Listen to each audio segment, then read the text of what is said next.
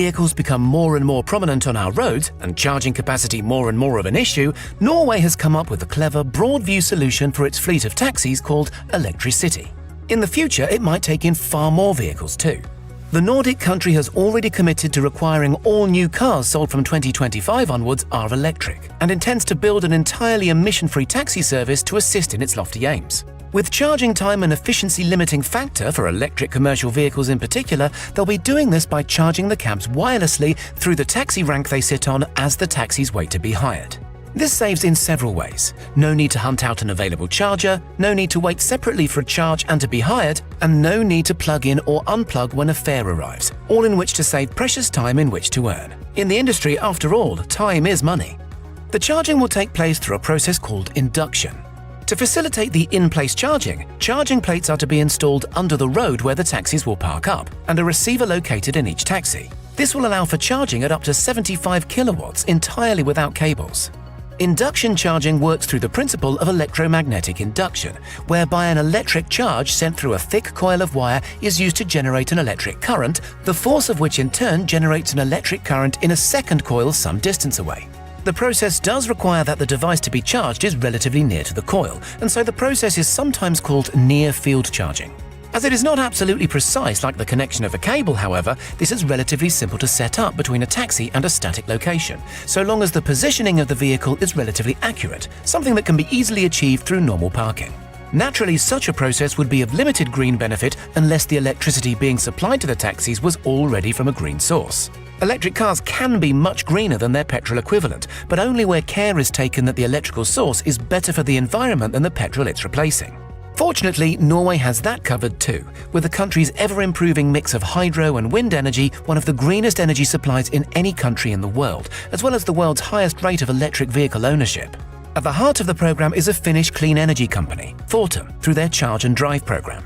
The company are long-time collaborators with Norway's taxi industry, with a particular focus on the ease of infrastructure, and will be heavily involved in the setup of the earliest parts of this project. Major car firms like Jaguar and Land Rover are also stepping up to the plate. The very first step is expected to be active in 2023 and will involve the installation of charging stations at the taxi rank outside the main station in capital city Oslo. The process is relatively slow, as beyond the digging up of the road for installation outside the main station, it also requires all the taxis are set up for charging. Taxis will be able to drive up to the charger and a wireless charging session will automatically start, Annika Hoffner, head of the project, said. This allows the taxis to charge in a place where they would anyway be waiting for new customers. The difference is that they won't be emitting exhaust while waiting. Instead, they will be receiving renewable energy to charge the taxi's battery. Whilst this is simply an early step, Norway is a logical place to take such a step towards a wider network. As well as its broadly green approach to energy, the Nordic country also has one of the strongest markets for electric vehicles in the world. In the long term, though, there could be far wider applications to this kind of technology. There's already research taking place into how to charge cars as they travel. While putting a charging coil in a single location or several single locations, such as in the taxi ranks, is an affordable option, doing the same down an entire street for on-the-move charging is far more challenging in terms of both cost and expanding the technology beyond a single industry. That said, Renault began looking at the idea way back in 2012, creating a route on the outskirts of Paris that enabled the ongoing charging of two of their Kangol electric vehicles as they drove. While the main aim is a kind of grazing charging, adding to the battery between larger charges, this could, in theory, allow indefinite driving, especially perhaps in combination with self-driving car technology. In practice, the bigger benefits are on the green energy side, as well as potentially allowing both greater ranges and smaller batteries in future electric cars. The huge infrastructure challenges do mean its everyday use is not on the immediate horizon. For now, Norway and its taxi industry might just be the perfect testing ground. The country already has the highest rate of electric vehicles in the world, and its relatively small population allows for changes like this to be made fairly quickly and unobtrusively.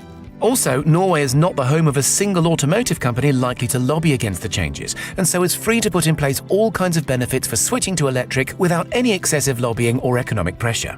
Benefits for electric car use so far have included free or discounted road tolls, parking and charging points, and a tax exemption. The number of purchased new cars that are electric is closing in on half of all new vehicles in the country, so the process is well underway. Would you like to see money invested in areas like this in your country? What's the best way forward? Tell us in the comments.